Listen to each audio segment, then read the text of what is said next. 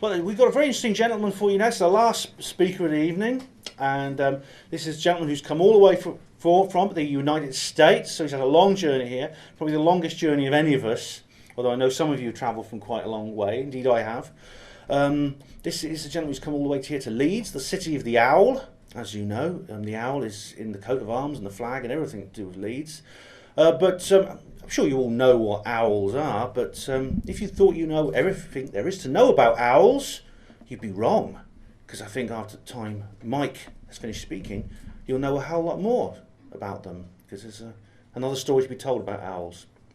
So this is Mike Clelland, ladies and gentlemen.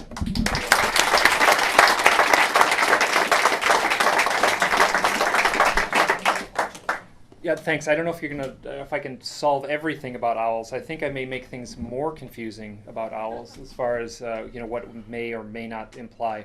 I sat through all the lectures and I realized that folks here in the audience are pretty sophisticated. So there's a few things I pulled out of the slideshow here just minutes before coming out here, and there might be a few things I kind of zip through because I feel like folks are pretty much up to speed. I don't have to do any introduction stuff as far as vocabulary words and things like that I'm sure you already know. But before I start, this is a big deal for me, standing here in front of y'all. This is new to me, and I'm going to talk about my own experiences as well as my research, and the research and my own experiences are all tangled up, so I can't separate them. And it will have to do with owls, and it will have to do with UFO stuff. I feel like when I call it research, I guess I'm researching myself. So, and this is, I'm not like talking to you from a point where I've like had a chance to stand back and reflect on all my life experiences. It's like I feel like I'm in the middle of it. So I feel like it's a little bit frenetic for me still, and it's a little bit like I'm in the middle of it. I'm not talking from a place of perspective from some point where this still, because it doesn't make sense to me. It's very confusing to me still, all this stuff, and you'll recognize that when I try to go through this stuff. But before I do anything, I'm just gonna make sure the counter starts here. Okay. Oh, my time counter doesn't work. So can you count me down at 1:45? Yeah, sure. Okay, great. Before I start, I have to talk. I've done a lot of outdoor work and wilderness work, since about 1990 or 95. So it's getting close to 20 years of doing mountain work, where I taught in Alaska, and I teach all across the West for an outdoor school. Some of the courses were up to a month long. So my talk won't make any sense unless you know that. And so in the years that I've worked, this has been my classroom, the big mountain environment of Alaska, and I feel very comfortable in the outdoors. I feel very comfortable working with maps. I feel very comfortable sleeping outside under the stars. All of these things are gonna play into this story. I also work as an illustrator, so I will be showing some of my own drawings here. It's much easier for me to draw something than it is for me to describe it. So I'm glad I do that. I can't. So the whole genesis of where I am right now started in October of 2006. I would have been 44 years old at the time, and I live in a very beautiful place. I live right near the Tetons in Wyoming, which butts up against, this is interesting, some people might not know where that is, but it butts right up against Yellowstone National Park. Amazing, beautiful, big wilderness environment. It's my backyard. I literally can ride my bike out of my house and be in this kind of environment in just minutes. And in October of 2006, I met a woman. She was working at an office in town. It's an office that runs the school that I work for. And and her name is Kristen. And at the time, she was a complete stranger. And I said to her, you've been here all summer? She said, yeah, I've been here all summer long. It's like, oh, it's October. You must have camped a lot. You must have been in the mountains a lot. Right on for you. She said, no, I haven't been in the mountains at all. I'm like, what, are you crazy? It's beautiful out there. I go all the time. I go out for one night. I'll walk into the mountains, and then I'll camp for one night, and then turn around and come back and and then be back the next day. Let's go for one night. She said, great, great. So we walk into the mountains, and complete stranger, kind of a first date, and the sun is setting, and I'm totally in my element, and I'm sitting on this big flat rock and talking with her, and I'm making dinner on a little camp stove, and there comes this point when I realized, like, oh my God, this is a really smart, insightful person. This is like, she said something, and it really struck a chord in me, and it really, like, wow, I'm impressed. And it was at that moment that an owl flew over us, flew right over us. And then a second owl flew over us. And then a third owl flew over us. And for the next well over an hour, 3 owls flew over us. They landed near us. They landed on tree branches near us. We finished our dinner. These owls are flying around. When it came time to lay down and go to sleep, we didn't take a shelter. It was a beautiful summer night, and no reason to carry a shelter in that kind of weather.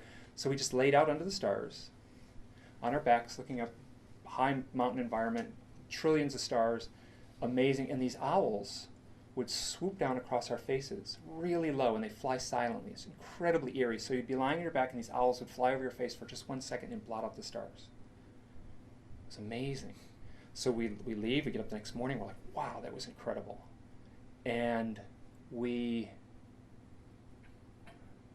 head back to town, and I say, listen, I go out all the time. If you want to go camping again, I go all the time. So 4 days later, I called her up, said, I'm going out in the mountains one more time. She said, great, let's go.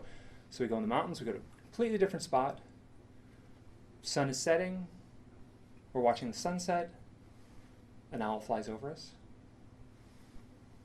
A second owl flies over us, and a third owl flies over us. And I am not kidding. If I was standing somewhere, the owl would be like right there, and would just be standing looking at us, and we would look at the owl. And I'll talk about screen memories soon, but these were real owls. I feel very confident saying these were real owls.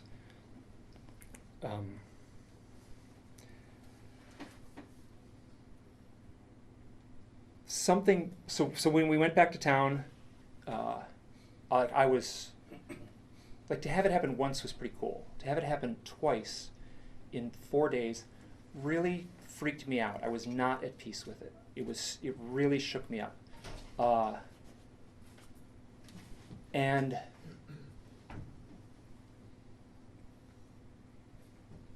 fast forward now to 2009, where I started looking into some of my own experiences, and I was making notes. I was writing little essays and stuff like that. So I called her up, and she had since moved out of the valley, and something was nagging me, and it was what she was talking about at the moment the first owl showed up on the first night.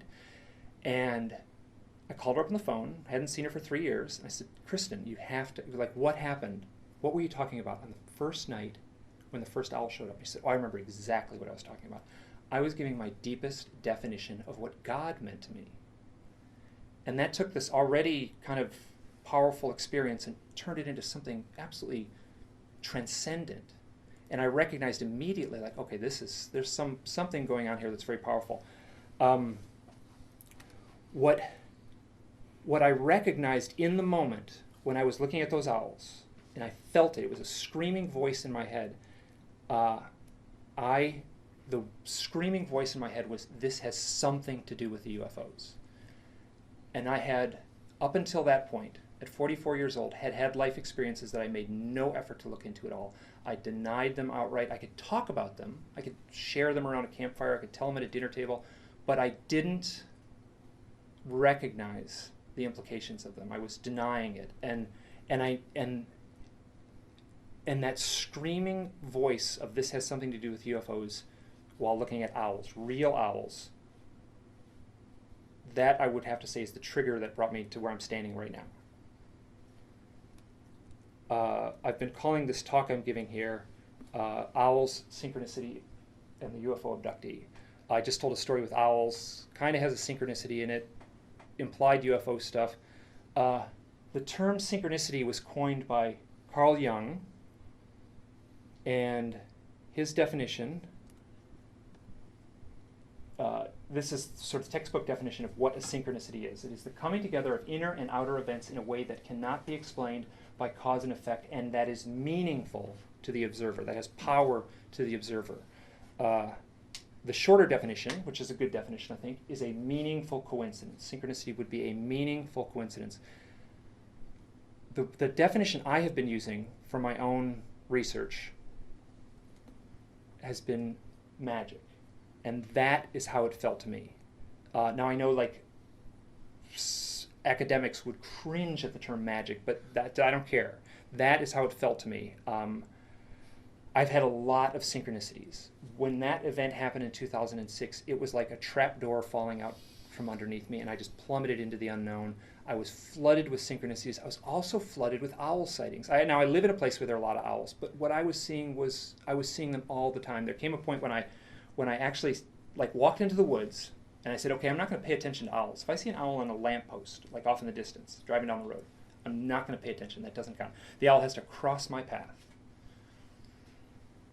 Next day, I'm riding my bike down the street, sun setting, and all of a sudden an owl, like, literally floats across my path, right in front of my bike. So, starting in 2006, it was building and building and building. 2009 was out of control for me. It was so challenging. I completely, and other folks have said this too, standing up here, I totally questioned my sanity. I thought I was losing my mind. I was having so many synchronicities. I was seeing so many owls. It was absurd. And it was hard, and it was challenging, and it took a lot to push through that. What I have been seeing in this work and the research that all this kicked off is a pattern, and there's sort of 3 steps in this pattern. So people are at a point of questioning and yearning, and that would have been me leading up to those owl sightings with Kristen. I knew I had to look into my own experiences someday.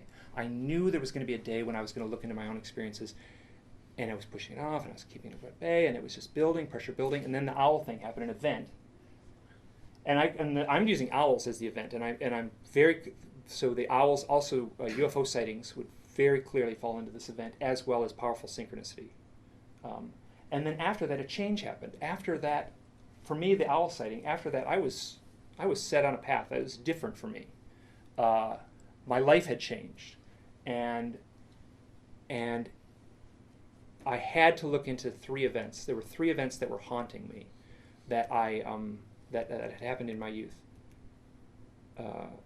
This was a sighting took place in Northville, Michigan, a small town in suburban Detroit, and this happened in 1974. This is an illustration I did that pretty closely captures what I saw. I did this illustration recently. I was at a friend's house in 1974. I would have been 12 years old. I was at a sleepover, me and a friend, and we looked out the window. I can't remember if it was him or me, and my friend was named Kenny. I can't remember if it was him or me that said, "Look," and he pointed out a window, and there was this thing that felt like it was fairly close to the house. I don't know how big it was, but it was this coffee can shaped thing. It was moving at a very odd, smooth, eerily smooth motion as it descended in the night sky. We watched it for, I don't know, maybe 30 seconds, and then it disappeared.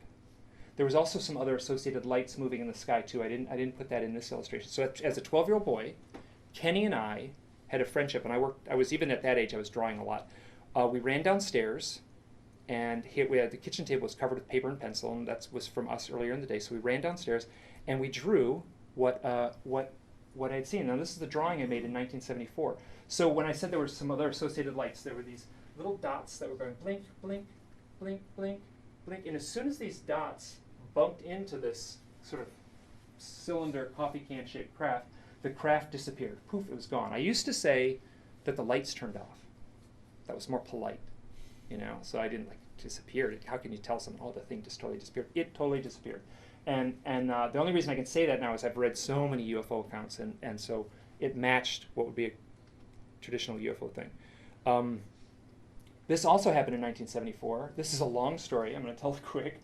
And if anyone's in this room, you've heard these stories before. I was a 12-year-old boy. I'm walking home at night from a high school football game. So close to my house, there was a The high school would have the football game, and all the kids in the neighborhood would go there on a Friday night. And I wanted to be home in time to see a television show at 10 o'clock. So it was well ahead of time. I'm very clear about this. And me and a friend were walking along. We got to that point in the sidewalk. This is taken from Google Earth, and I can pinpoint that to the inch. And there was this bright orange flash, and my friend and I were like, "What just happened?" I'm like, "I don't know. Like, it wasn't lightning. It was quiet. It was just a flash. The sky lit up orange." And then when I got home, my parents were like, "Why are you out so late?"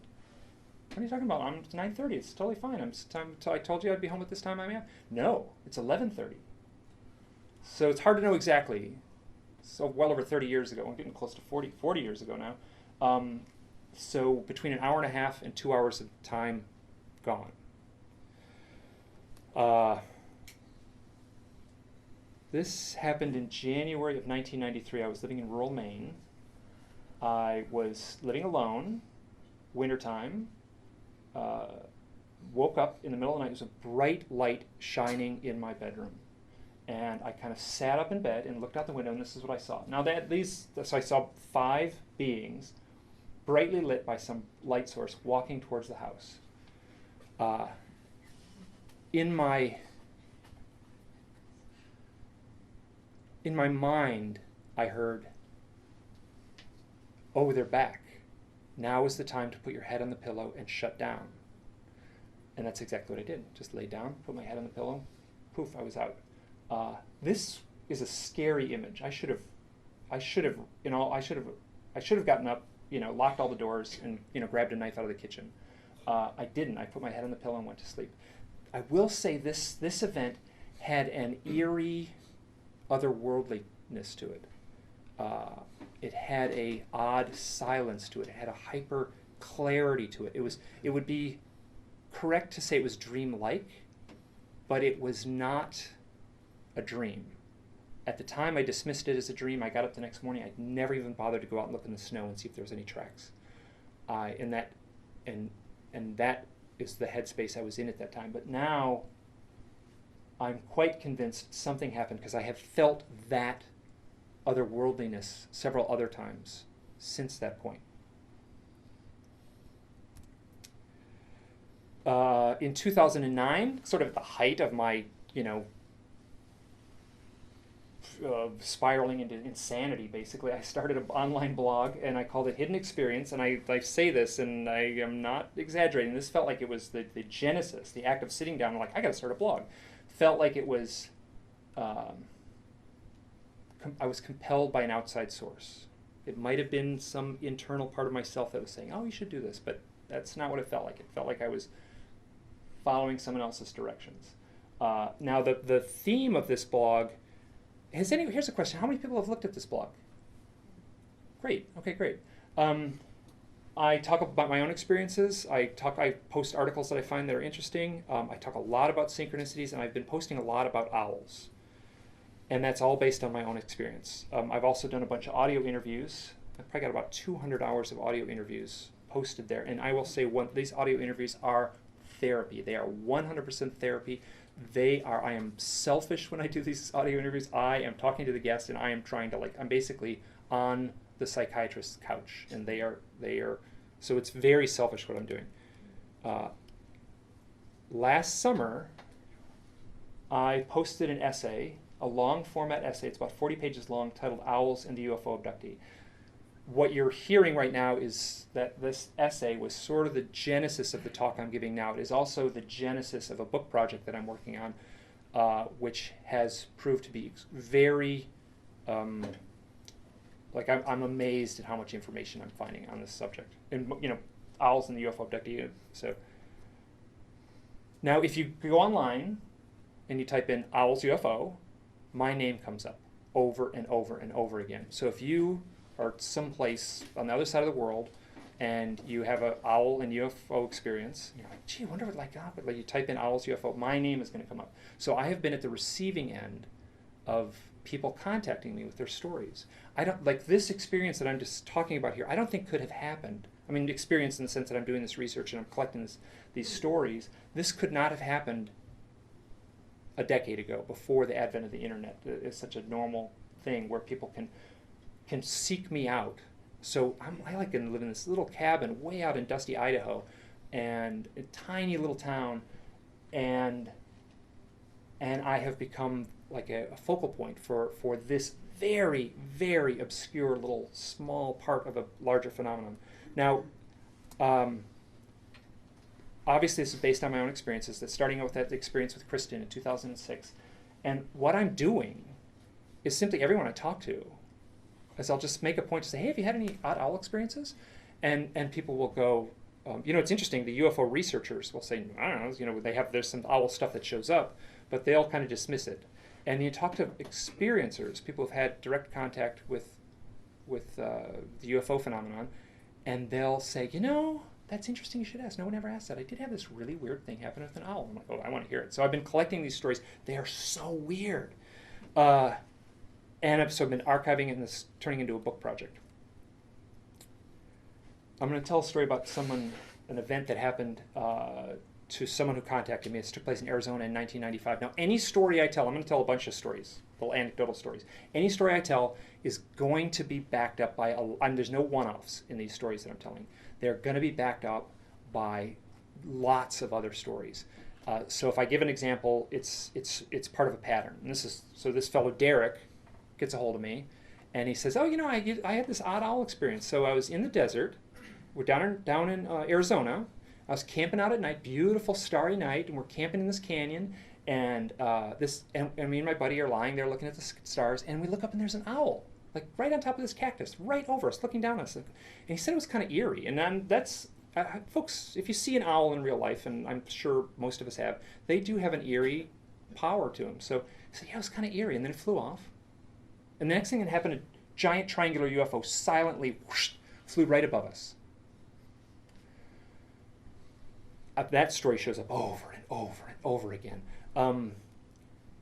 This fellow Derek has shared a lot of stuff in his life to me, and other sightings, unusual dreams. He's literally had dreams where he says, I had this dream where these gray beings were in my room and they lifted me up and floated me through a wall. And then I asked him, so do you think you're a UFO abductee? He's like, no way, I am not a UFO abductee. And it's not my job to push him to make. That's a decision he's got to come to. That's something. But he's saying things, telling things. And there's a term I've started to use, which is imperfect, totally a bad vocabulary word, but I'm using the maybe people. And that would imply people who may be abductees. And there's a lot of gray area in there. And then also what I'm finding is that this stuff is significantly more bizarre than what the simple pop culture definition would be.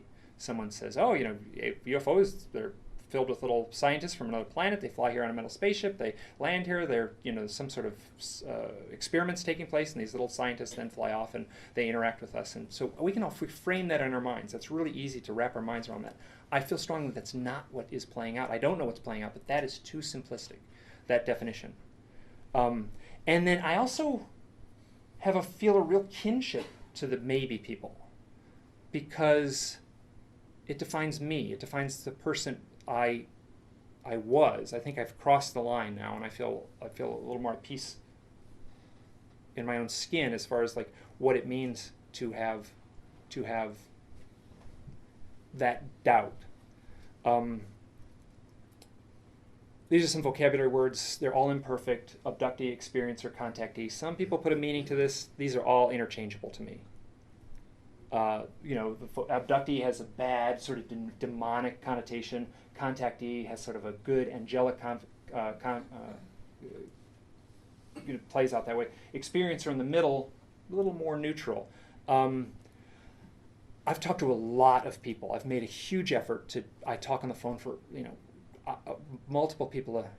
I'm not a therapist, but I make an effort to reach out and talk to folks.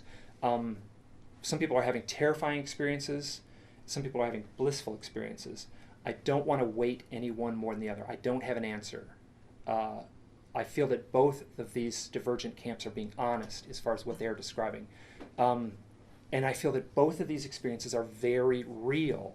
I'm not sure the source but I trust folks when they hear the stories. I'm also really, I have this kind of empathy in me, and when folks share a story, I get sucked into it. I get drawn right into it. So when someone tells me a scary story, I get drawn right into it. I live the story as they tell it. And the same thing when people tell a blissful story, I get drawn right into it.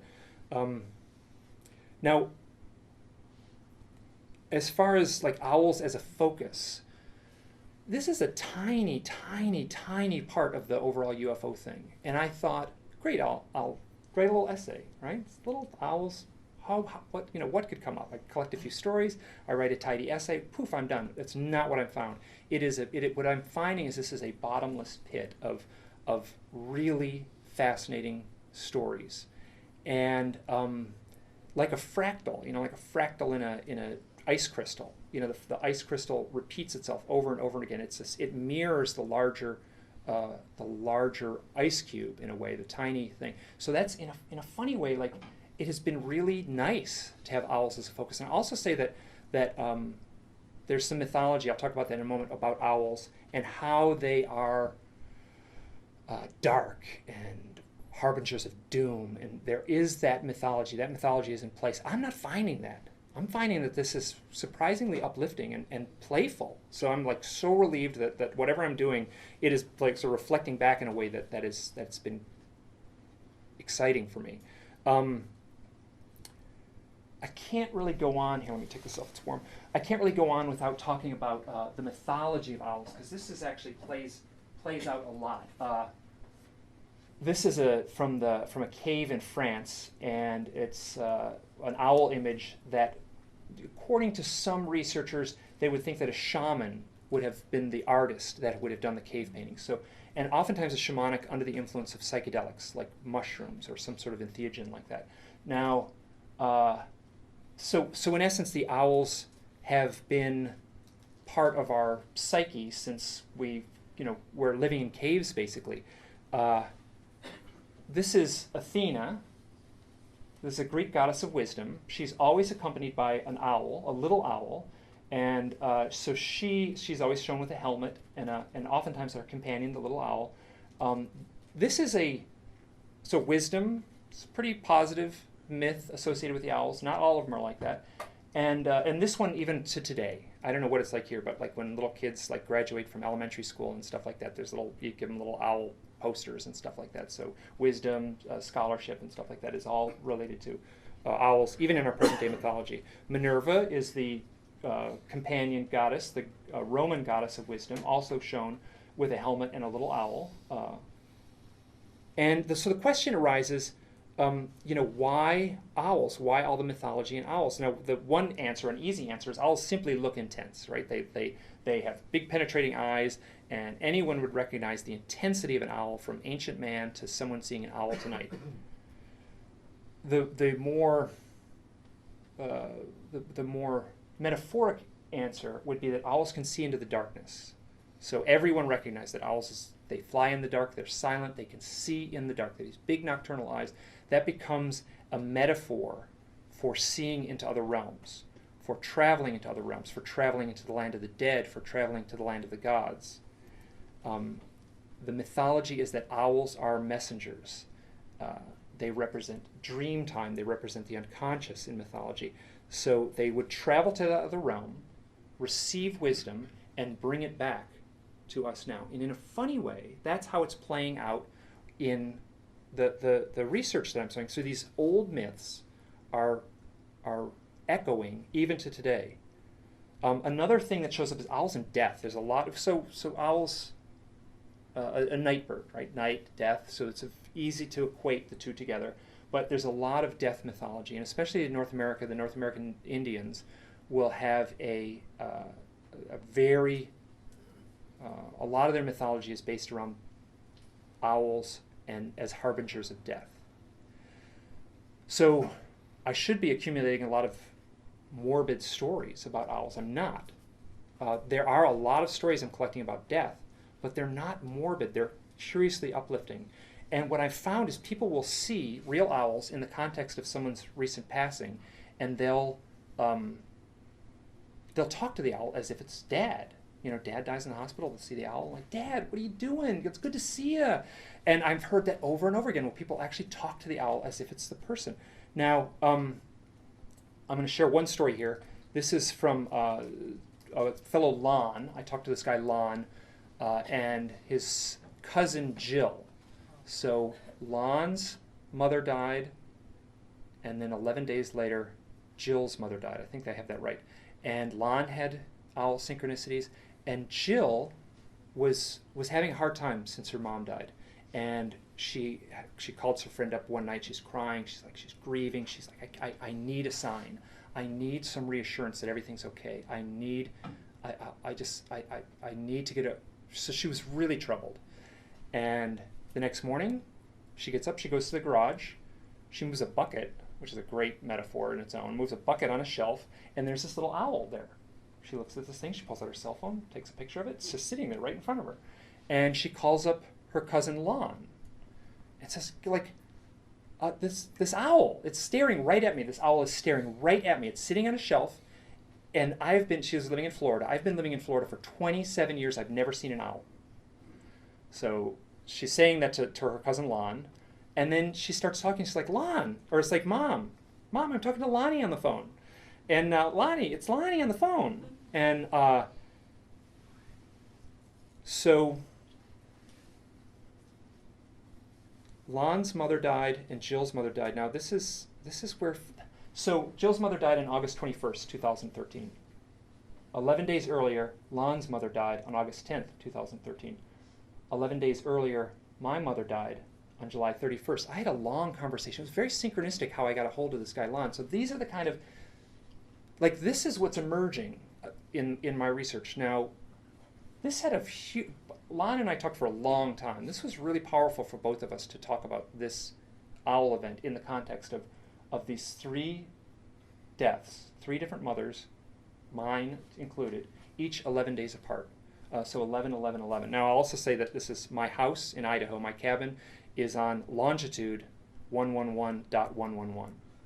So I don't know what to make of this stuff, but it is repeating over and over again, and it tells me that something far stranger is going on than little metal spaceships full of scientists from another planet.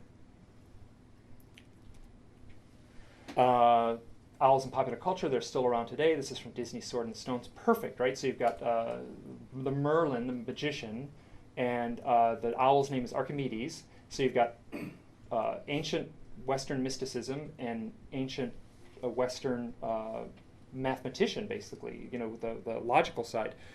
This stuff is here right now, rattling around right now. This is from Harry Potter, the most popular books in the history of publication. Harry Potter has an owl that delivers the mail. It's perfect. It's a messenger. It's perfect.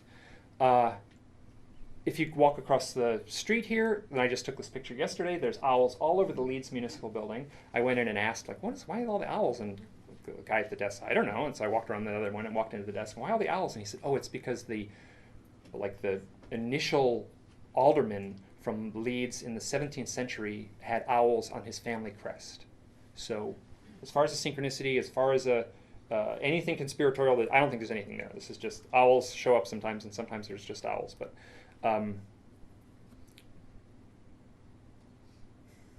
there's a screen memory aspect to this that folks in the room here probably have heard about. I was at a UFO convention a few years ago, and every evening they would have a sit-down circle where folks would talk about their experiences and talk about, like an Alcoholics Anonymous meeting. Everyone sits in a circle and talks about their experiences. And this one guy had been sitting out from the corner. He's real quiet the whole time, and finally at the end of the meeting, he kind of raises his hand. He says, hey, has anyone in this room had any experiences with owls? And he almost fell out of his chair when everyone put their hand up.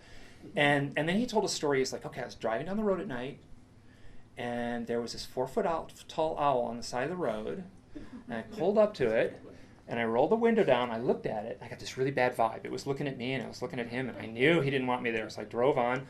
And then he was a photographer, and later he went out in the woods. He knew there was an owl nest. He got to the bottom of the owl nest and took the camera out, and he's looking at these owls, and he's like, I don't think that was a real owl I saw that night. So he went through hypnotic regression, and nothing really emerged. The only thing that emerged was a very strong visual of the owl wearing boots. So the implication is that he saw something that wasn't an owl. Now, if I could have taken these are presently across the ocean. These are cardboard owls. This is me at another presentation. So I made this is a 27-inch tall owl. This is me next to it. That would be a big owl. If you saw a 27-inch tall owl, they can barely get above 30 inches. The biggest owls in the world are barely going to get above 30 inches. You need to be pretty far north before you see an owl that big. This is what people are describing. This is a 4-foot tall owl. Now, I did this in my my living room. I cut the thing out on cardboard, and when I stood this thing up, I was like, that's pretty creepy to see something that big. It is not something you can kind of just go, 4-foot tall owl on the side of the road. So what I did is I went out in my yard, or went out to the road, I got in my car. Now this is what people describe. People describe pulling up to the owl, and that it's tall enough that it can look over the hood of your car, which is impossible. There's no owl in the world that's that big. So, and I've heard this story over and over again. I don't want to sound callous or anything, but I talk to people on the phone, and they'll say, like, so here's the story. I was driving down the road, and I'm like, okay, come on. They sell this. It's because I've heard it so many times, but it is so interesting that people will kind of go, 4-foot tall owl. What it is telling me is that there's powerful mind control involved.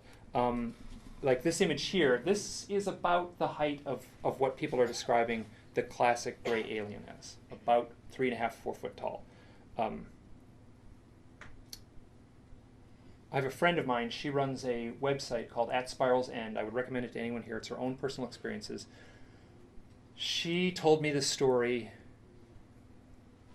She's working at a summer camp in the Pacific Northwest, big forested area, girls' summer camp. She's 19 years old. She knew at the time she had a lot of abduction experiences. She was very clear that she had a lifetime of abduction experiences leading up. They'd all happen at night. Bright sunny day. She's working at the summer camp. She's walking down this trail. She's just walking from one spot to another. She can hear the voices of the girls playing behind her. And she turns a corner on this trail, and there in the field is a gray alien, totally broad daylight.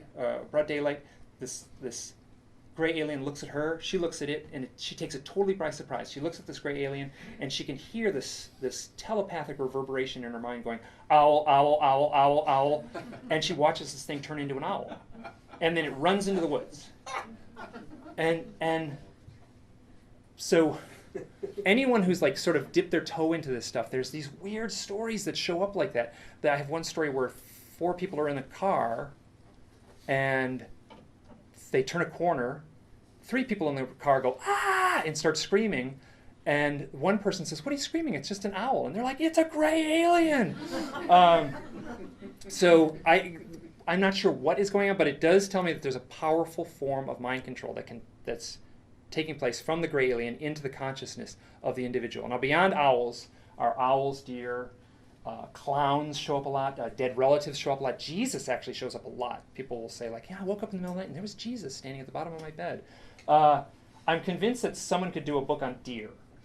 That everything I'm talking about now, someone could do the book on deer, someone could do a 2-hour presentation on deer alone. So the implication is that there's like this psychic closet, right? They say, open up, they're like, okay, what best serve the situation? I'll just climb into this costume, and they could do it instantly. Like my friend Lucretia said when she saw it turn into the owl. You ask a researcher, someone who researches UFO abduction, hey, you got any owl stories? Like, you heard any owl stories? Like, oh yeah, the screen memory thing. People driving down the road at night, they'll see a 4 foot tall owl. Like, no, come on. What? Any real, any other stories? I'm like, no. So that's what the researcher says. You ask an abductee, any owl stories? They go, oh yeah, I got an owl story for you. Now, it's obviously not 100% of the people who have had the contact experience will also have an owl experience, but it's enough that it's a very real pattern. Now, the question is, why owls? You ask the abduction researcher, they'll say, owls. They're about this, they're kind of grayish in color. They have big eyes. And so they look like gray aliens. So that's why people are seeing owls. Now you hear that over and over and over again. It's turned into sort of a dogma, like it's a perceived truth. But I question that. I don't know the answer to that. And one answer that I like, I don't know if it's true or not, but I like it, and this is speculation at its flimsiest, is that the owl would be perceived as an archetype. Now, Plato and Carl Jung both use the term archetype, and Plato referred to an archetype as an idea referring to a pure form. That pure form exists in our mind, and it defines a fundamental characteristic about a thing. So like we would know that ahead of time in our mind. Now Carl Jung, centuries later, updated that, and he said it's an idea that sits within the collective unconsciousness and is universally present in all of our psyches, collectively, and it taps into something deeper. I heard another person, which I thought was wonderful, said, our brain has a lock on it, and that lock goes to the unconscious, and the owl is a key, and it unlocks something. So the owl has a power. It has a mythic power that we can recognize. So it is, I don't have an answer to exactly how this may work, but it would be serving a purpose. Like seeing the owl would be an archetypal message to the subconscious rather than just a bird with big eyes. So my focus has been real owls. I mean, I have, at this point, I have collected so many screen memory stories about owls. There's nothing I can do. I mean, but the more interesting thing to me is the people who are seeing real owls. The night with Kristen, I'm convinced those were real owls. They were owl size. They would fly around. They looked like owls. They didn't. There was nothing. They weren't 4 foot tall. Let me put it that way. And they are showing up in the contactees' lives, often at very prescient times. Now, what I'm finding, and this is where things get really weird, is there are these overlapping synchronicities in the research that have to do with both the owls and the UFO, and then oftentimes synchronicities. Here, I'm going to take a drink of water. This is sort of long. What type of owls are they, Michael? What? What type of owls are they? All kinds. People are talking about, big owls, little owls. Some owls are this big. I have a lot of synchronicities where people will see. Tony owls or... well, we don't have Tony owls in North America. So, but I've certainly heard some stories relayed to me by English folks. Bridget Barkley, who has spoke here before, has a Tawny owl, set of Tawny owl stories. So, they can be this big to almost 3 feet tall. So, here, I got to refer to notes. Forgive me here. The longer stories, I'm going to need to look at my notes here.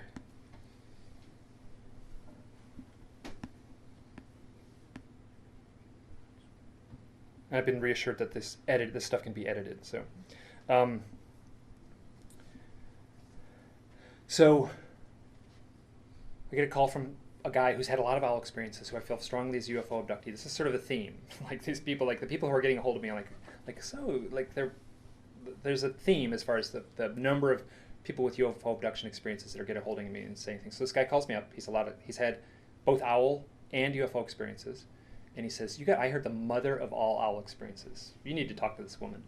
It's like, great. And her name is Leslie, and there's just a pseudonym, and he gives me her email address. We set up a time to talk. I said, listen, I heard you had an owl experience. She's like, yep. So we set up a time to talk. It's the afternoon of Monday.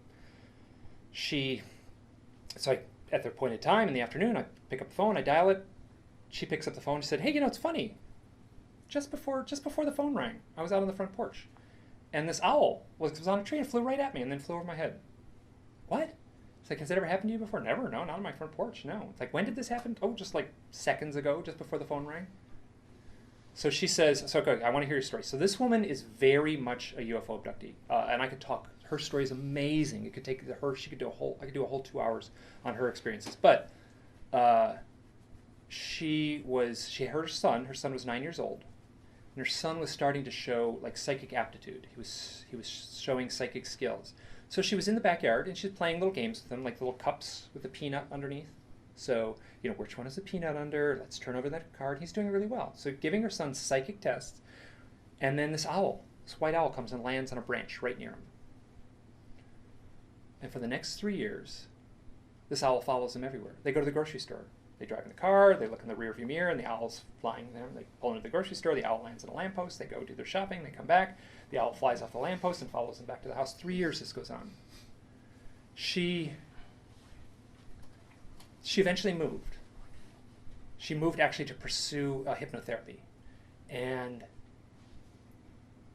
when she had moved into her new house, a few days later, she gets a phone call from her next door neighbors. And Leslie, I have some terrible news. Your owl, your white owl, we found it dead in the backyard. And both her and her son were completely crushed. They were devastated. And she feels like the owl had done its purpose. It had lived its purpose and then just died.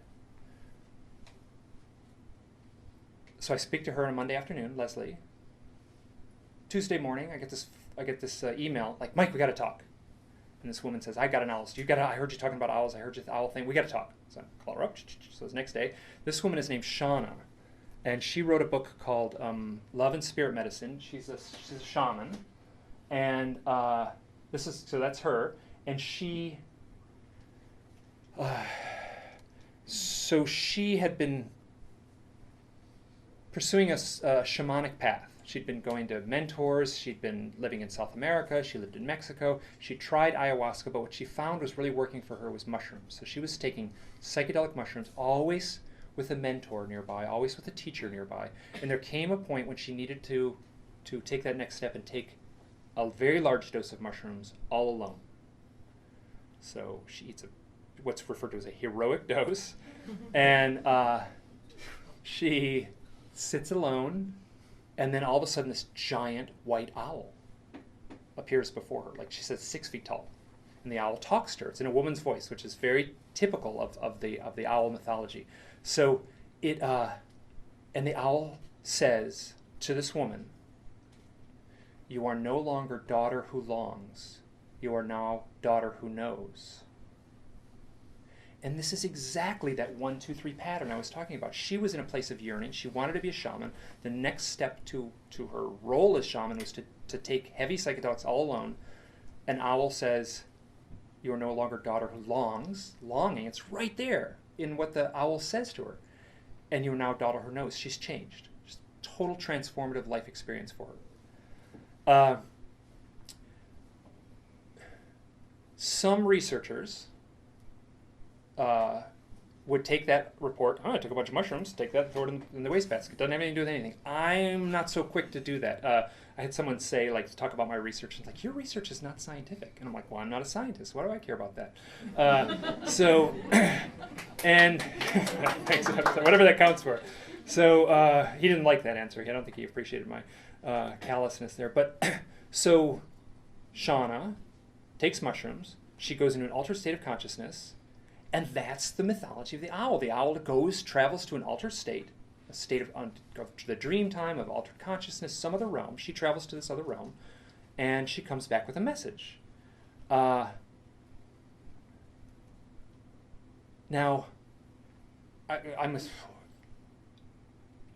that experience I talked about where I saw the 5 beings in my yard, I felt a totally distinct, separate idea of what consciousness might mean. It was hyper clear. It was distorted. I was in an altered state of consciousness. Not everyone, I should be careful what I say.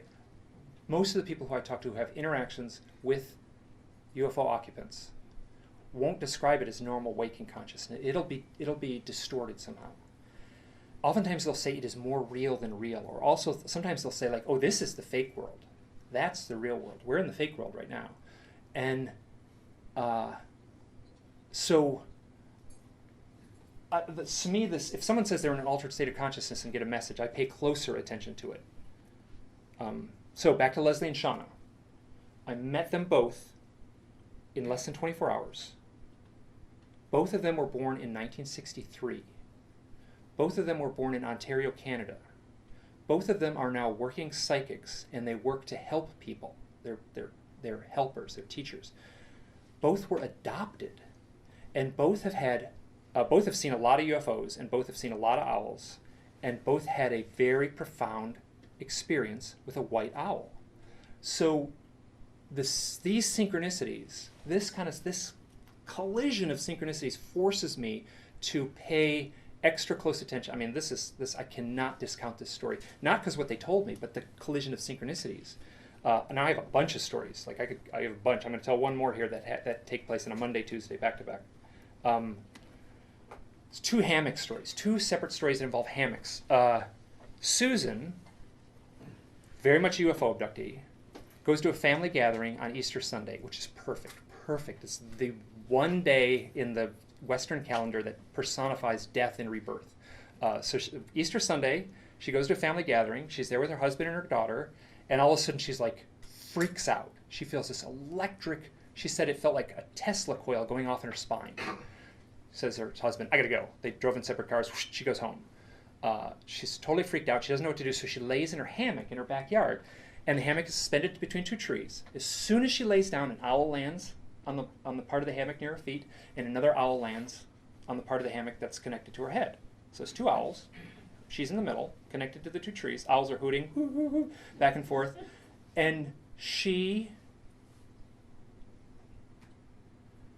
this is like, I'm polite by nature, so it's hard for me to, like, she was beside herself trying to tell me how intense this was. She said there were electric currents running through her body, head to toe.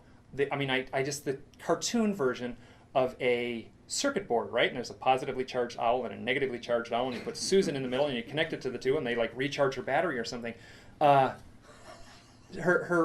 husband comes home and says, you know, like, honey, are you okay? Like, I was worried about you. You left the party. And she's like, what do you notice? What do I notice? There's an owl in that tree. There's an owl in that tree. Yep. So after this event, she starts doing healing work. She starts doing, I said, is it Reiki work? He said, it's close. So she starts doing hands-on healing work with folks. I don't know what to make of these stories. So I got that straight. I talked to Susan for a long time on a Monday. And on Tuesday, someone says, oh, you got to talk to my friend Kelly. So I called Kelly and I was talking to her. So Kelly, this is Kelly's backyard. So she was in her hammock. Kelly, one of the maybe people, I kind of press her, like, so you think you're a UFO abductee? She'll evade the question. And then she says, oh, I had missing time, this thing, and I got all these things. And so she's on her hammock. She's lying there on a beautiful summer afternoon. She's looking up at the sky, and she says, okay, I need confirmation. I need something certain. I need something that can confirm my life experiences. I need something extraordinary. Nothing. Okay, here she tries again. Okay, I'm going to close my eyes, and then when I open them, I want to see something extraordinary. She opens nothing. Her little son comes in, hops in. Her 10-year-old son climbs into the hammock with her mom. What are you doing? She's like, oh, I'm doing this little thing. I want something extraordinary to happen. And I'm closing my eyes, and then I open them, and I just, maybe something extra. Ooh, and the boy goes, I want to do it, I want to do it, I want to do it. And he says, they close their eyes, and the little boy says, dear God, can we see a UFO? And she never said God, she never said UFO. So she goes, can we see a UFO? And they open their eyes, and there's this beautiful crystalline diamond hovering above the tree line. It's really far away. It's like a bright electric star in the full daylight sky. And she goes, run and get the binoculars. Run to the house, get the binoculars. The little boy runs to the house, runs back with binoculars. She looks through it, and what she sees, she describes it as a cone shape that is 1,000,000 facets on it, and the facets are sparkling, these psychedelic colors, every color in the spectrum. She says something that I've heard before, every color in the spectrum and colors that we don't even have. So, and then she, this is the same story, the 1, 2, 3, she was lying there. She needed an experience. She was asking for an experience. So she was in a place of yearning. She needed confirmation. She has an event with a UFO, and it changes her. She is in a place, from that point on, she was in a total place of gratitude. She asked for confirmation, and she got it. I talked to Kelly on a Monday, I talked to Susan on a Tuesday, and then, now does this seem odd to you? So there's Kelly and Susan. They live 43 miles apart. I had no idea at the time how close they lived together. The joke is I said they can start a sister girl band and do folk music. So this is the patterns that are rising here. Now the question is, are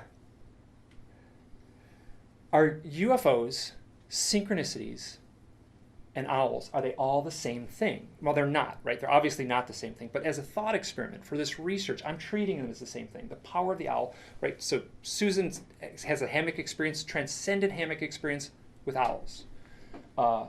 Kelly has hammock experience with a UFO. I mean, so these things are blending together. I have the transcendent synchronicity experience because actually that thing with Kelly, that night, I woke up in the middle of the night, and I was like, oh, that story with Susan and Kelly, that's the most important story I've ever heard about owls and UFOs. I just I literally sat up in bed and jolted. Now, I don't know if that's true or not, but it does personify the power of these experiences. And I'm taking these feel like personal experiences to me when I hear these stories. Got a hold of a woman. She's doing a documentary on synchronicity, her and her husband. Now, her and her husband have also had some UFO experiences, and I kind of press them. So, like, what do you think your UFO abductees? Oh, no. And then they tell the story, and I'm like, okay. They fall into the maybe people category. So they're doing a documentary on synchronicity, and they're artists, and they're traveling the country and traveling the world, and they've been to Mexico and stuff like that. This is in what's referred to San Francisco. There's a Mexican neighborhood called the Mission District, and it's famous for these murals, these totally trippy psychedelic murals. So here's a mural. It's got a UFO floating up there. It's got a gray alien here. It's got Native Americans performing a ceremony. So they're shooting these artistic, and I'm convinced that the creative process is somehow intertwined with this whole stuff. So they're shooting these murals. And here's another one. This is all owls. So they're shooting these murals, and they got this camera, and they set the camera down, and they didn't find this footage until after they didn't know this was happening at the time. Totally by accident. They were reviewing the footage, and like, hey, wait a minute. So this is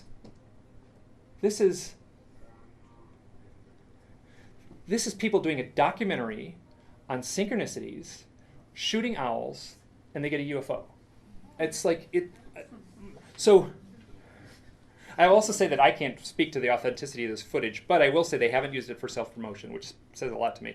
Now, so I have been doing this research now for roughly since 2009, and I don't have 10,000 people in the database that have told me their owl UFO stories, but I have a lot, and there's like this statistical anomaly that shows up, and it is people named Christopher, Kristen, Christina, Christopher, or Chris that are showing up in the with having these experiences more. I mean, there's more people with this name than there should be, given the small pool of people that I have. And there is no other word that is like more highly charged in the Western culture than the first 5 letters of their name.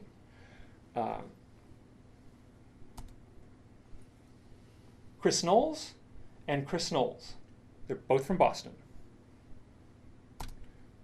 Christina Knowles is very much a UFO abductee. She's very open about it. She's also a researcher, so she's an abductee that is doing research. So when I ask her, I say, hey, do you have any owl stories that are showing up in your research? She said, oh, yeah. And I'm like, screen them? Owls in there, look. O-W-L. Yeah. Oh. Does that mean it's just spotted, or are you going to... Oh, I didn't even notice that. There's looks like a little owl wing there, too. Yeah. In the Oh, no. Oh, I didn't know. Don't jump. I'm going to wow you in a second with this one. So I thought you were talking about her blouse. So I ask her, any owl stories? She's like, yeah. And so she describes people, like the abductees she's working with as a therapist will see real owls. They'll lock eyes, and they'll have telepathic communication. I've got a handful of stories like that. And what they're receiving is, you people need to be better stewards of the earth, which is straight out of the UFO abduction literature. So, in most researchers, you ask a researcher, do you have real owl stories? And they're like, what are you talking about? No, we only have screen memories. We don't go beyond that. This is Christopher Knowles from Boston. And this is from 1972 or 3. I'm not quite sure. He doesn't know either. But he's photographed with 4 owls in that picture. And he is a researcher. He does a blog called The Secret Sun. And he is one of the more interesting researchers out there. He is digging into this subject in a way that no one else is touching. He's digging into the mythology that is emerging now, mostly through comic books and movies. Now, he has also had a lot of very strange experiences that I'm going to put him in the maybe category. And here you go. Noel says owl right in the middle of it. So yeah, so it's and as well as J.K. Rowling, who also has owl in it, and so does Aleister Crowley has owl in it. So I'm not sure quite what to make of that. Oops, I think I got another. So we got these names that show up over and over and over again. Here's Christopher Bledsoe. Has anyone heard of this guy? He had an experience in 2007, January of 2007, that I am surprised this guy can stand upright. It is so terrifying, the experience he had.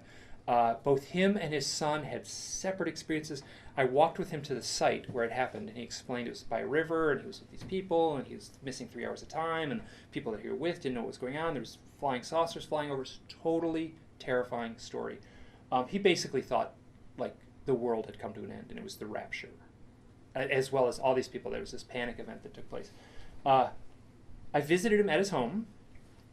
That story is, it's an amazing story. I can't go into it here, but I visited him at his home, and after this event in 2007, he totally lost touch. He got incredibly depressed, and he isolated himself in this back room of his house.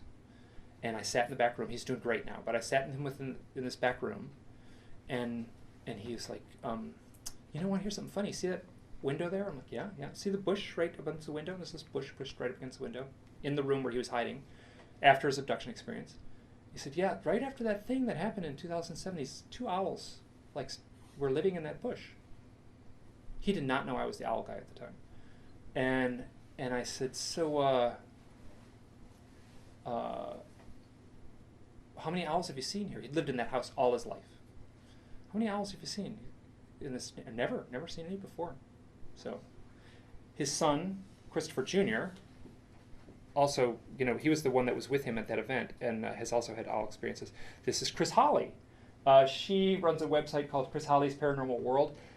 It's a blog, and she does a radio podcast series, and she has had her own real experiences. She reminds me a lot of myself in some ways. She wrote an essay where it was basically this long essay where she just lists here's an owl sighting ahead, here's a really weird owl sighting ahead, here's a really weird owl sighting ahead. And in the essay, she sort of, when she was an adult, people said, people don't see owls like this. I don't know what you're talking about. She was like, what are you talking about? I thought everyone saw owls all the time.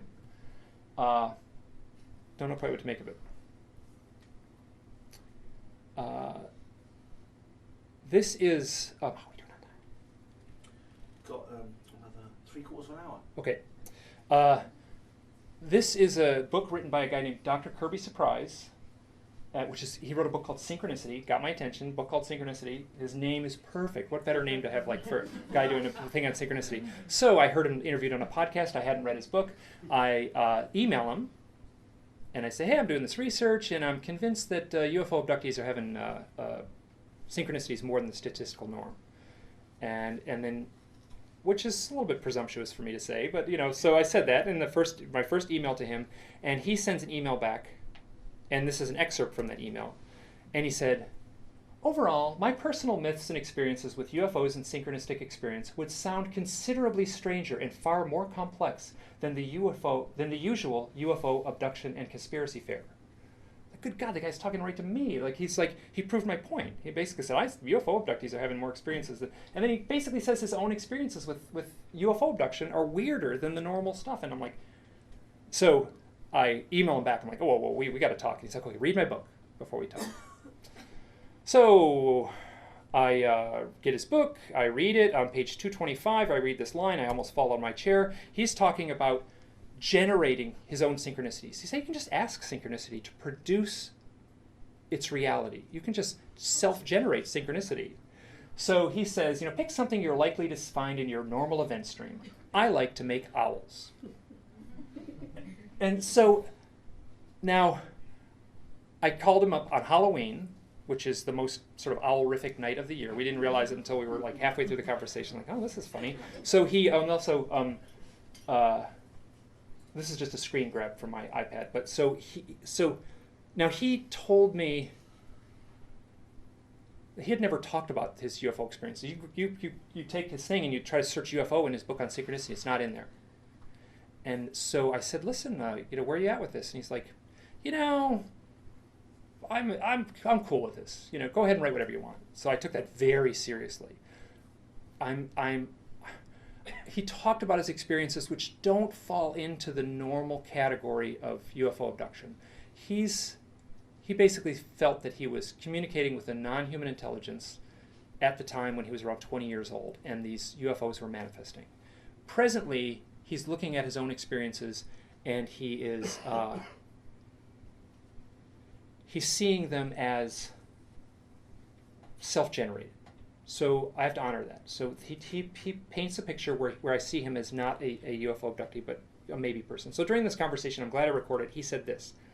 He said, owls have always been held as messengers between the known and the unknown. They are in exactly the same psychological and emotional position in the past for our ancestors as the UFOs are for us today.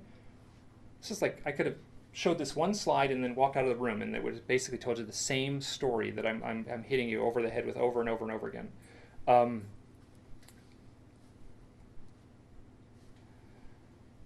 I'm gonna tell a personal story. This one's a little bit, I don't understand it. And what I'm finding is the more tangled up these stories are, the more bizarre they are, the more convoluted they are, the more impossible to untangle they are, the more I trust them.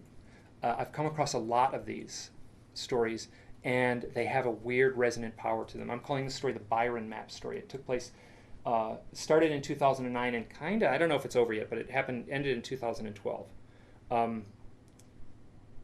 It started, I did a psychic session with a woman, Anya Briggs, and this would have been 2009 at the height of my spiraling into madness. And so she was just giving me straight pragmatic stuff during the psychic session. We did it over the phone, I recorded it. And she was saying things like, you should eat more olive oil. Seaweed would be a good food for you. And she mentions alfalfa supplements. Hold on, I'm going to make sure this is... Oh yeah, they have alfalfa supplements at the health food store. I guess there's like a new age health food store in your town. Is there a Bryan, Bryon, Wyoming, or North Dakota, or Bryon? I've never heard of this place. They're saying Bryon. In Bryon, there's some kind of thing you like there. Bryon, something that sounds like that. I don't know. Really confusing. They're looking at landmass. They're just showing me this like butte. Okay. Yes. Okay, here, I'm going to interrupt here. I just looked up while we were going here. There is a Bryan, North Dakota. Really? How is it spelled? Bryon. Oh my god! And it's near the Canadian border. Okay, so there's a little excerpt from, totally pragmatic stuff, the kind of thing you would, want a psychic to tell you. Take alfalfa supplements. And then all of a sudden she goes, do you know Bryan, Wyoming? Do you know Bryan, North Dakota? So what I did is I typed, while we were talking there, I typed in Byrron. I typed in Byron. I didn't even know it. Now it's in the thing. She says, it's like she couldn't even get the, like, so when you type in Byron, North Dakota on Google Maps, this pushpin shows up in a farmer's field.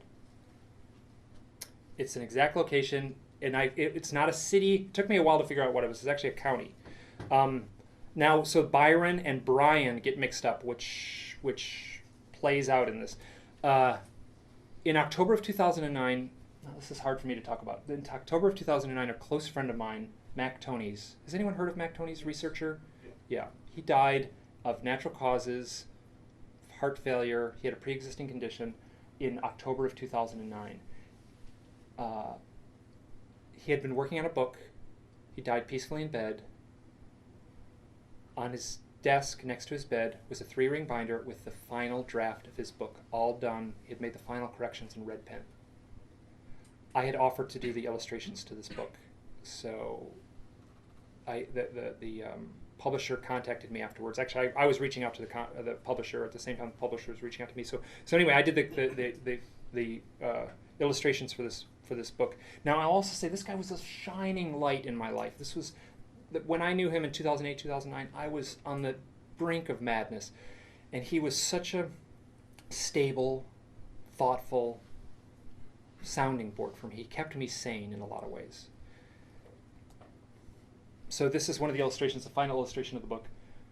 The book is titled The Cryptoterrestrials, and the paper copy of the book, The Cryptoterrestrials, was mailed to me on March 9th, 2010. Also on March 9th, 2010, this guy, one of the maybe people, sends me this link and says, oh, you got to see this picture. Cool picture, $28 on a fence. So $28 an offense. So like, this was in Missouri, somewhere in Missouri. I didn't know where it was. I ended up getting a hold of the photographer. Mac died in Kansas City, Missouri. And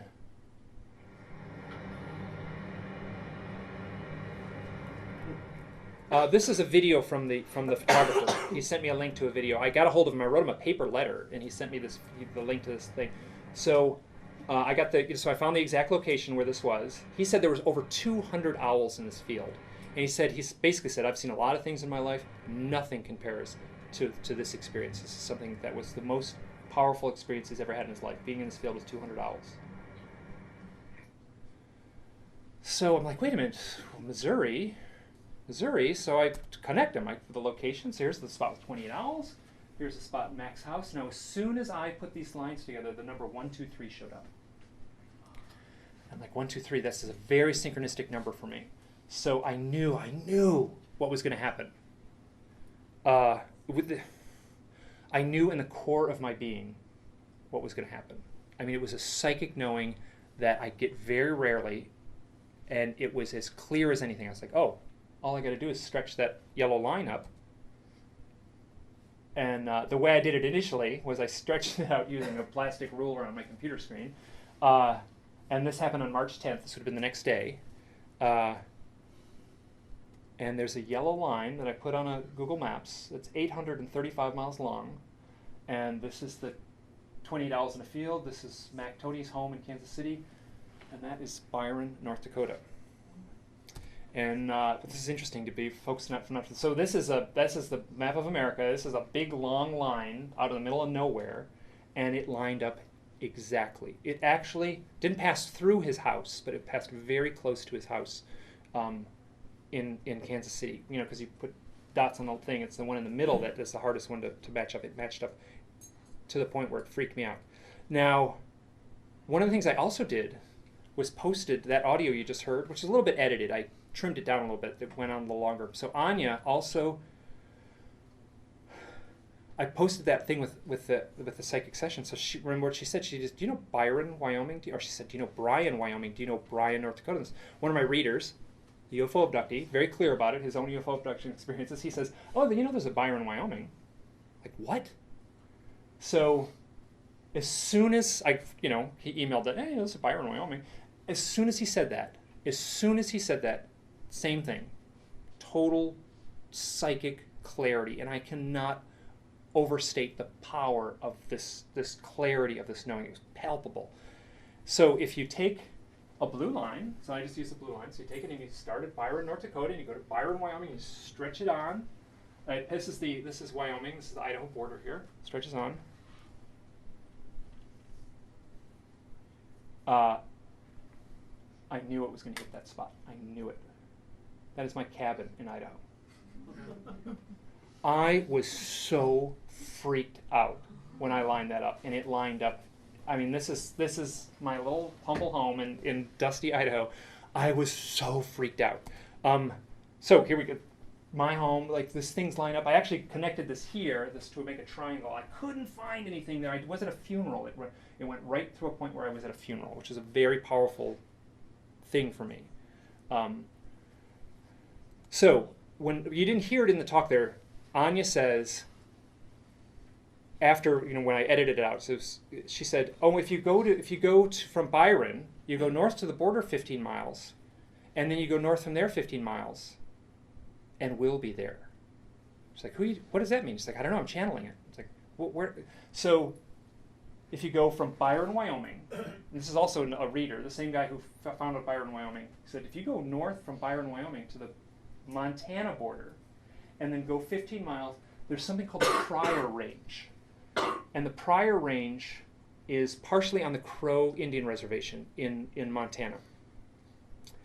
And it is the traditional home of the Little People in the Native American lore there. So, and then it's like she said it in her things, like, I just see this butte rising from the plains. So there's the Pryor Range. And so originally,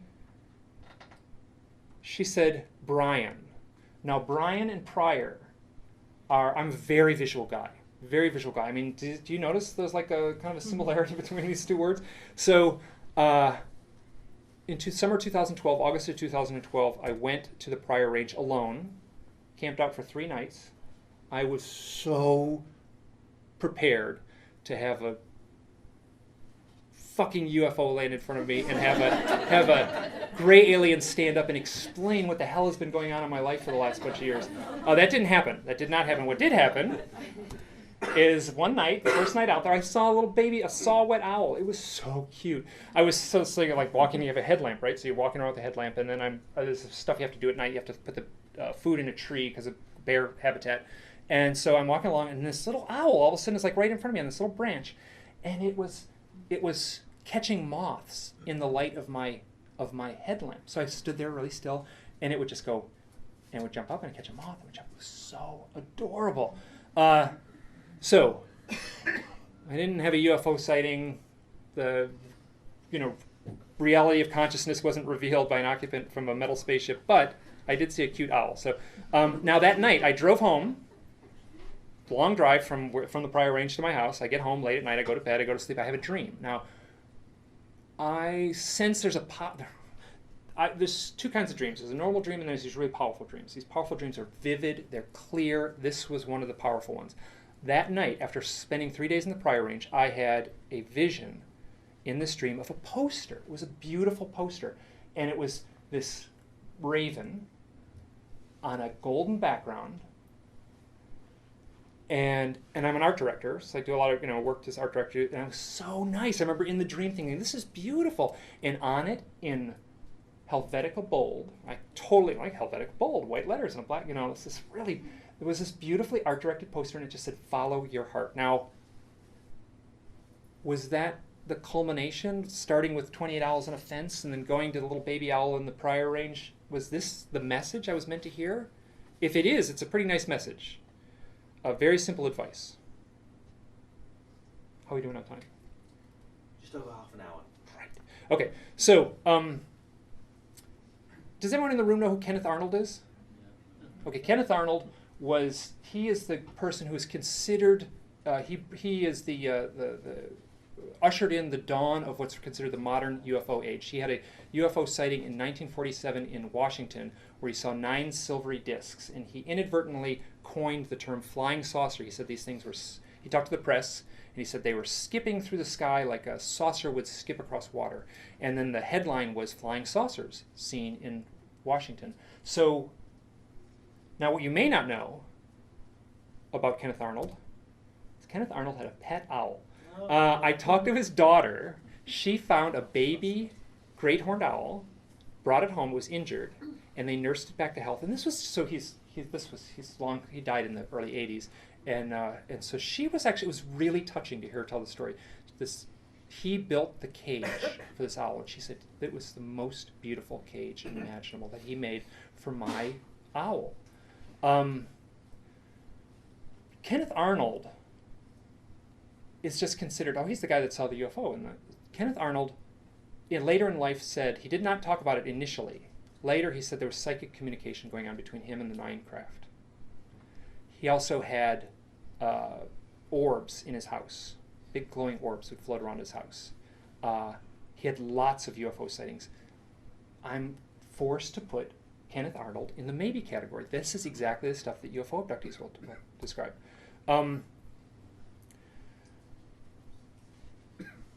John Mack wrote a book, Passport to the Cosmos, where he compares and contrasts UFO abduction and the shamanic initiation. This plays out big time in this stuff. The very first UFO abductee support group, which would be an experiencer support group that he ran at his house. Are folks familiar with him? Harvard professor? Okay, so this is a great book. He also wrote a book called Abduction that was pretty pivotal in this research. The very first meeting he held, a support group, people carpool together to the meeting. At the end of the meeting, they're pulling out of the driveway from his house, and they look at each other in the car and say, "How was that? What'd you think?" And as they're driving away, an owl flies above their roof and leads them down the road. So the very first support group, a car full of UFO abductees, sees a white owl leading them down the path there. This is David Weatherly. He is a shaman and a paranormal researcher. Has anyone read the book Black-Eyed Children? Okay, excellent book. He's the author of a book called Black-Eyed Children. He is he doesn't talk about it, about being a shaman, and if you ask him, he'll talk about it. And I've talked about him at great length, or talked about it with him at great length. He took it very seriously. I spent a lot of time in the Native American areas in the Southwest, as well as traveled in Russia and in Scandinavia, as an apprentice shaman. He, as a researcher, he went to someone's house. They had been having ongoing UFO experiences. He pulls into the house, and a great horned owl lands on the hood of his car and stares at him through the windshield. Does that ever happen to anyone here in the room? So the shaman researching UFOs goes to the site of someone who's having contact experience, and an owl lands on the hood of the car. So earlier in the talk here, I talked about this essay that was recorded, that I wrote or posted last summer. And now in this essay, the shamanism thing comes up a lot. And so I contacted David, and I said, listen, I don't know anything about shamanism. Am I talking out of my hat? Can you play fact checker for me and read through this essay? He's like, sure. So I sent him the essay, and he gets back to me. He made a few changes and kind of pointed out a few things which I added to the text. And then he said, oh, want to hear something funny? So I'm reading your essay, and this thing flits by the window. And I look out, and there's an owl lands on a branch right outside the window. Okay, wait, you're reading my essay on owls, and an owl lands on a branch outside your window. I said, yeah. I could have done the whole talk only on weird stories where people were reading that essay and heard owls land, owls out their window, owls. It's so bizarre. This is a screen grab from Abduction. This is a John Mack book. Curiously, it's written at 11:11. I didn't notice that until I put it on the thing here.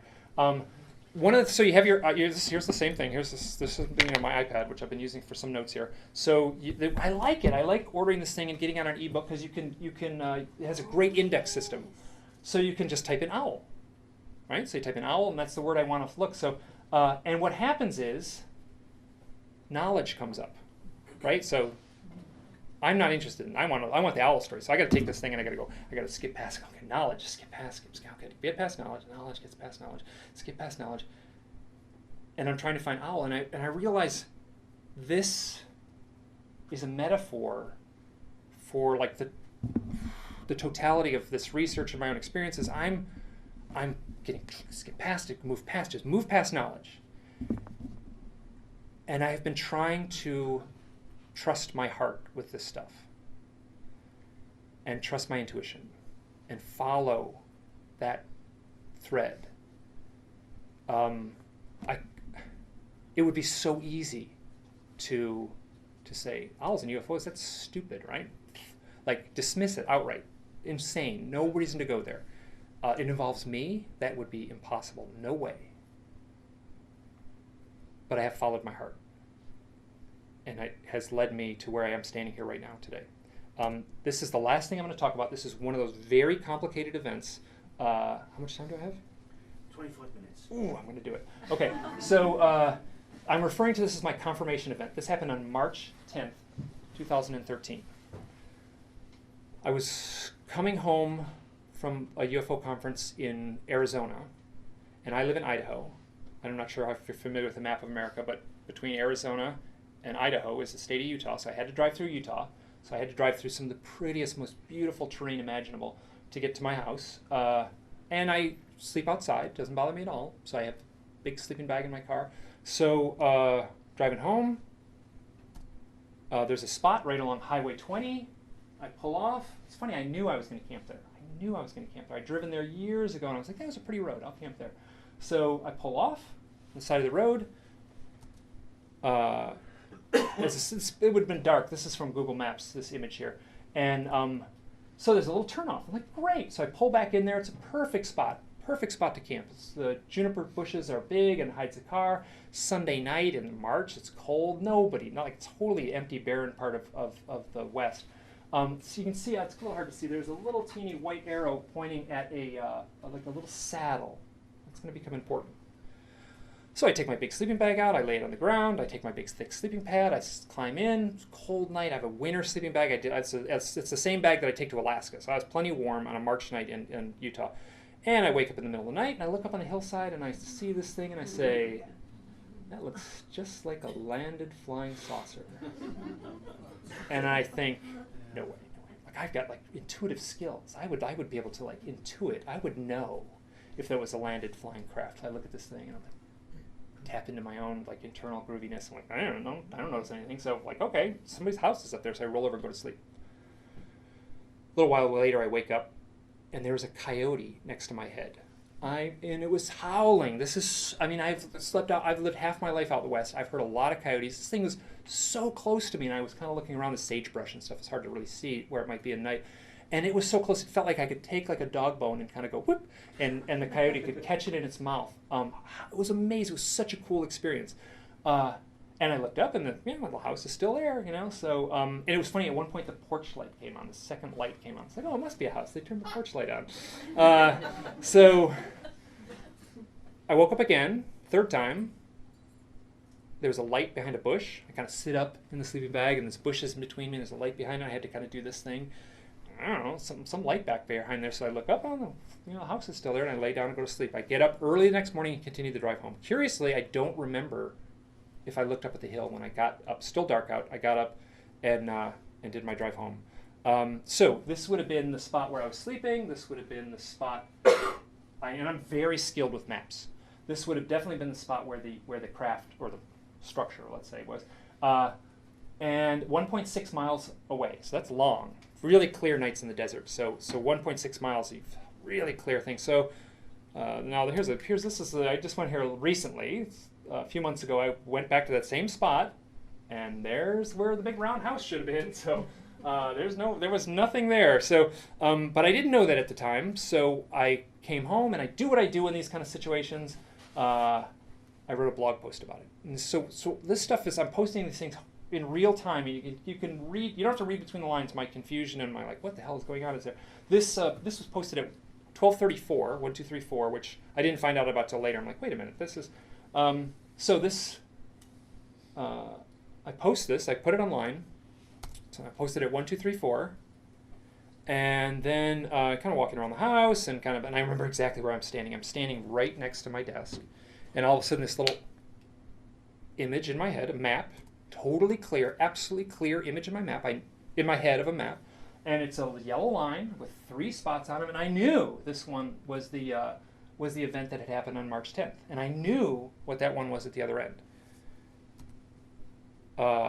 This map is 231 miles long, which is an anagram for 123. It's kind of cheating, that one, but. So this one is Highway 20, March 2013. This was an event that took place in Dolores, Colorado in 2010. In 2010, I was traveling with Natasha, who I met at a UFO conference. Natasha would very much qualify as one of the maybe people. She has had a lot of very strange experiences. So we're driving around the West. We were driving near Dolores, Colorado, and we're driving along, and the brakes on my car were acting up. So it's like, oh, we got to deal with this. So we go into talk to someone on the main street and say, hey, you got a mechanic you can recommend? Oh yeah, go down to the end of the block, turn, there's a mechanic. So little dusty town, cute, adorable town in the West, and I drop the car off. Mechanic pulls it in. Natasha and I sit around and wait for a little while later. He comes out and he's like, he's got his rag, wiping his hands with his oily rag, and he looks at me and goes, I can't leave town or you'll die. What? Okay, well, you got to fill me in. What do you mean? And he says, okay, I'm legally bound by the sheriff's department. I can't let you take the car out because the brakes are ready to fail.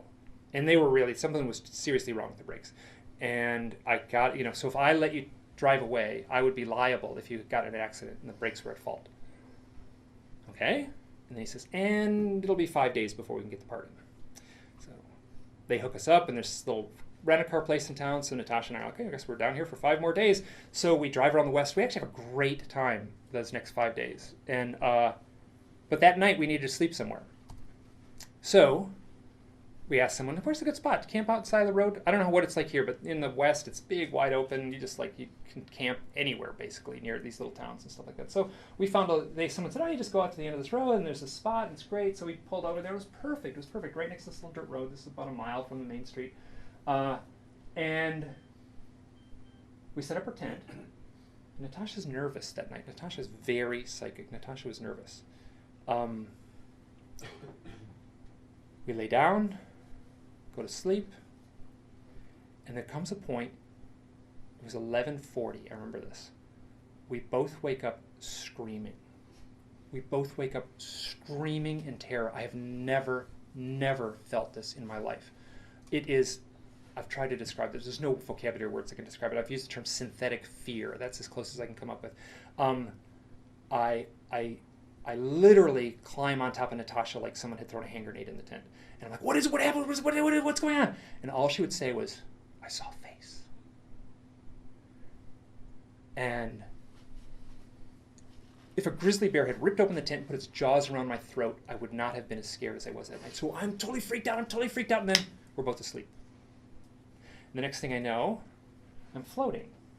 I'm raising up off the mat. And there is this image, this round mandala that is in the corner of the tent. That's just nice. Note the sideburns. It's going to become important here in a second. So I'm floating up, and I look at this mandala in the corner of the tent, and I think to myself, oh, that's the thing in my eye. This will play out in a little bit. So I literally have the palpable elevator up feeling. I also have that otherworldly, distorted feeling. So I float up. Next thing I know, there's no sense of hitting the top of the tent. I just float up, the elevator up. I transform into this white realm. I don't even know if it's very ethereal. Now I'm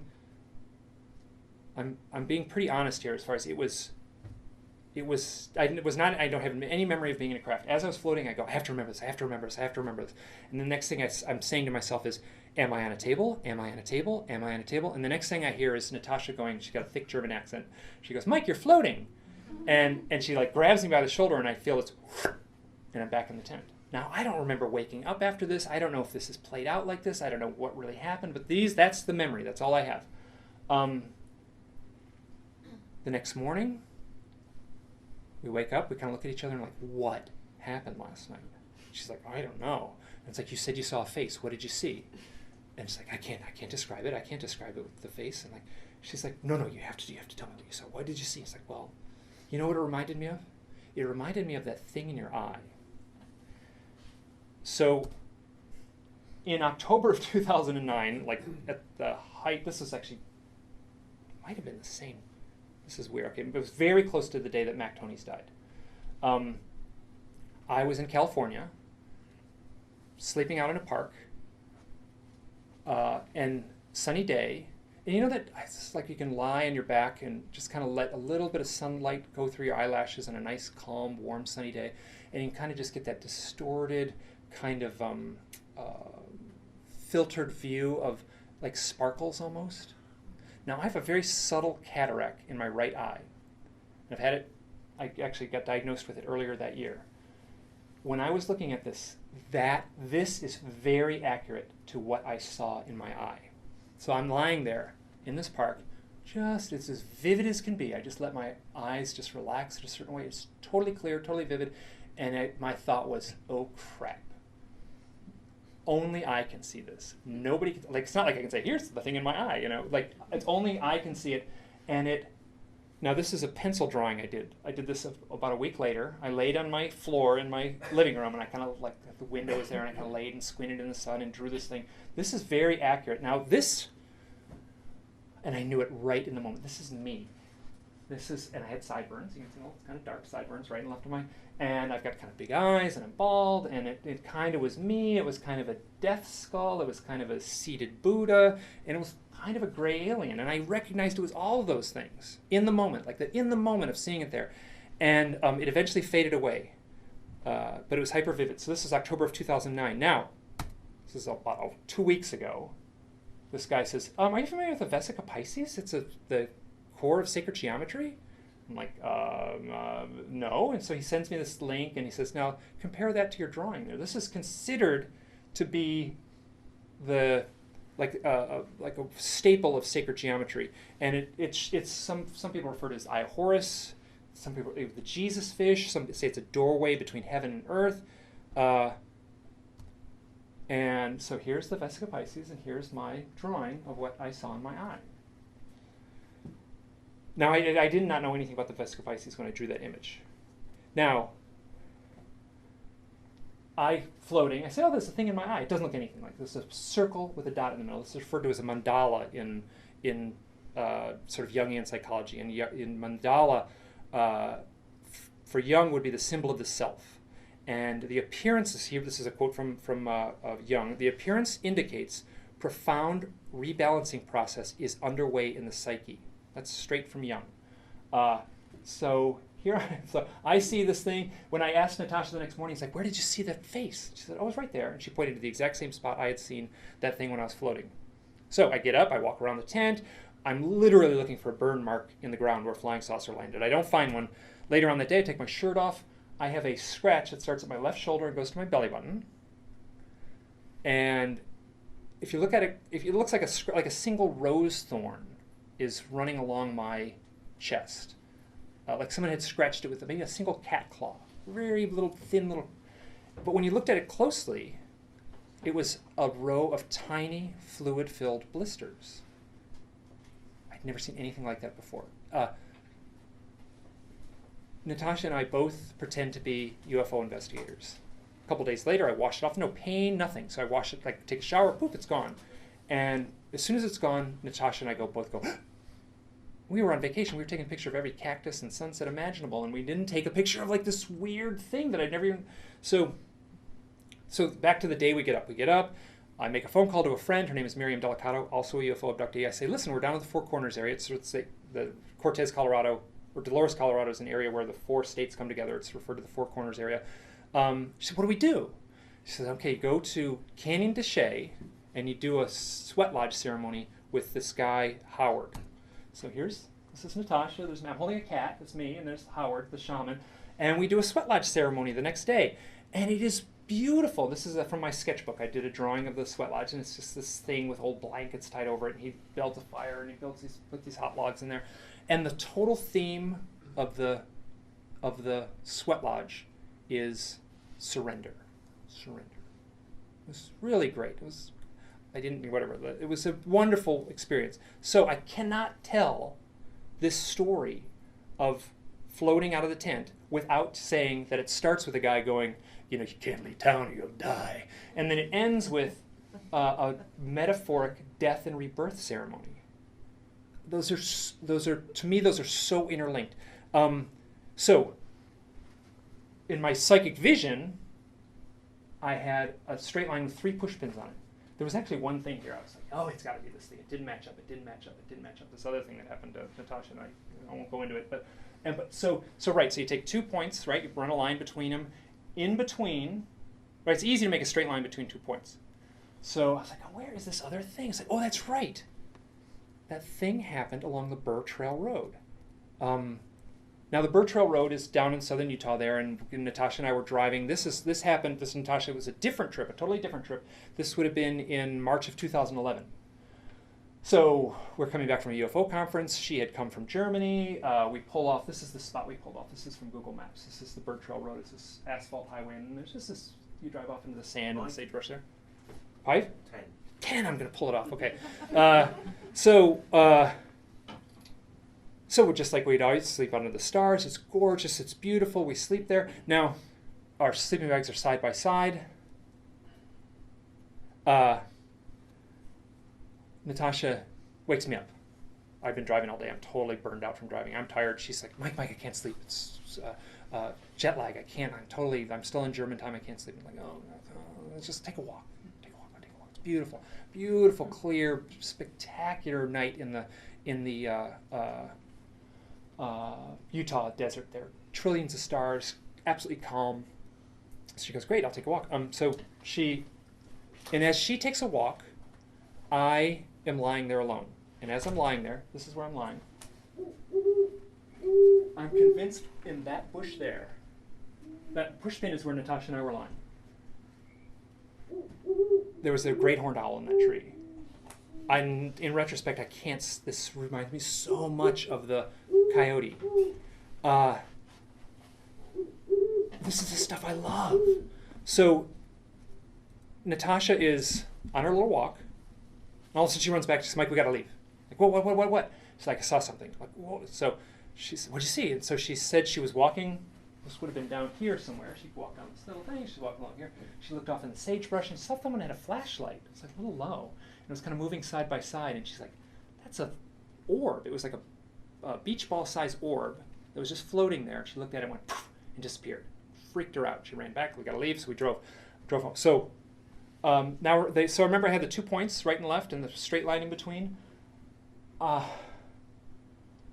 That was like on the computer, and I turned it off and stuff like that. So I was like, okay, well, that's where we're sleeping. Let me just see what happens when I turn the yellow line on.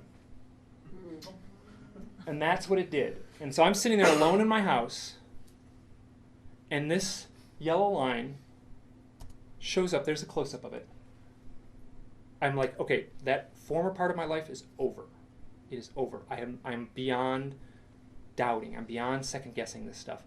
Going to UFO conference, so my life changed. I had an event with a yellow line and a map and a psychic thing, and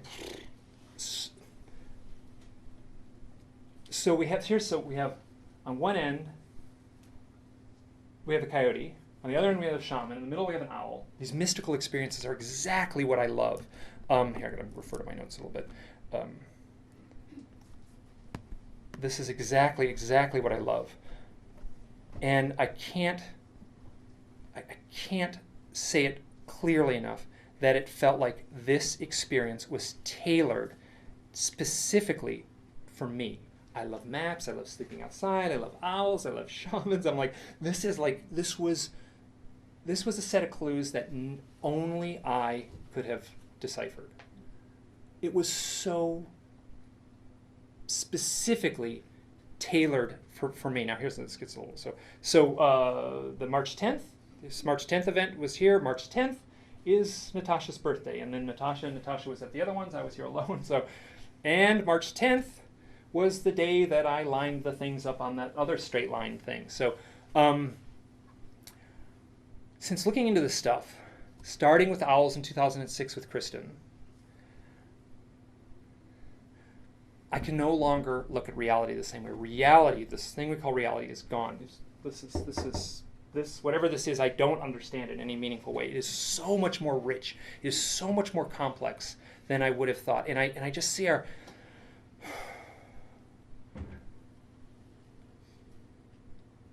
all I can say, I don't know what aliens means. I don't know what abduction means. But all I can say is something is happening. Something is happening, and it's real. And I just feel like, for me personally, I just feel like I'm walking down this path, and along this path, I'm bumping into owls, and they are either whispering or they're screaming, and I just see these owls as proof of magic, and I am different now. I have changed. I'm not the person I was, and it wasn't the 5 aliens in the backyard. It wasn't seeing the UFOs. It wasn't the missing time event. It was these owls that pushed me off the cliff. I just see the owls as an alarm clock, and it is screaming, "Wake up." Now, for a long time, I couldn't say I was a UFO abductee, and I still don't like that word. But I feel absolutely convinced that I am intertwined with something, and it is manifesting in this way that I know I'm connected to something, but I don't know what it is. Now, the owls are messengers, and the challenge is, do I have the bravery to not only hear the message, but to truly live it? Thank you.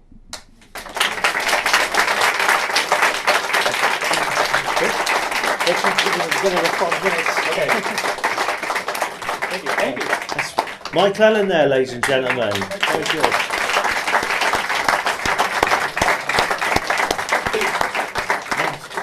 There's 5 minutes now. If you want to, if anyone has a question, there's 5 minutes, so can't take too many. Yes. I was going to say, have you seen the original film Clash of the Titans with the electronic owl? The in it? little owl that is Yeah. they call it yeah, Boo Boo, which is Yeah. interesting because it was I have seen that. But Robbie's the better person to talk to about those kinds of things, movies and owls and stuff. So Right. anyone Anybody else? else? There's a Yeah. lady there. Where do you go from here, Mike? What happens? Where do I go from here? I don't know. It's turning into a book project, which is the book project is. I'm worried it's going to be. It wouldn't serve anyone to write a 600-page book, and that's kind of what it's turning into. So I got to figure out a way to edit it down to make it readable. So that's the next step. You call one of the owls, is it a white owl? Is that the same species as a snowy owl? I think I called it a saw-whet owl. A what, sorry? It's called saw, S-A-W, W-H-E-T, saw-whet owl. That's the cute little owl, Right. Yeah. Oh, yeah.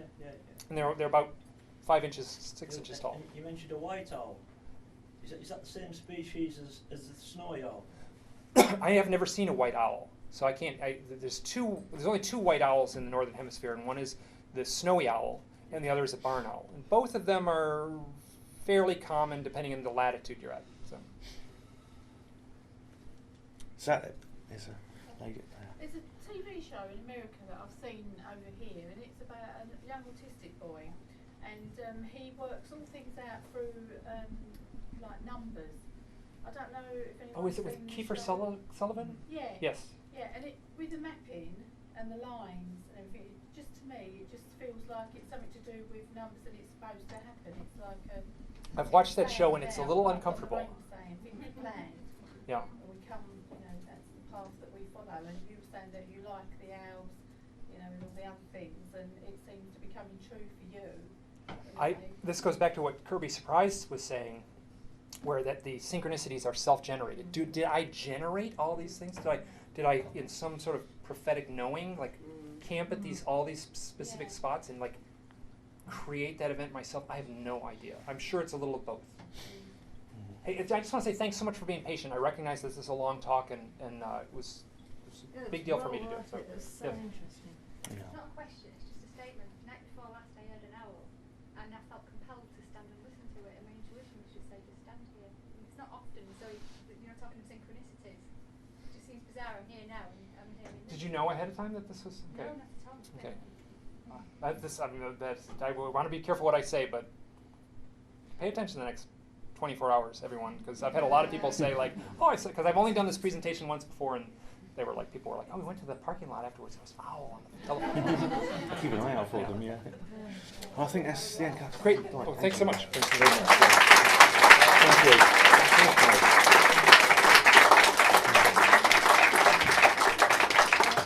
Well, ladies and gentlemen,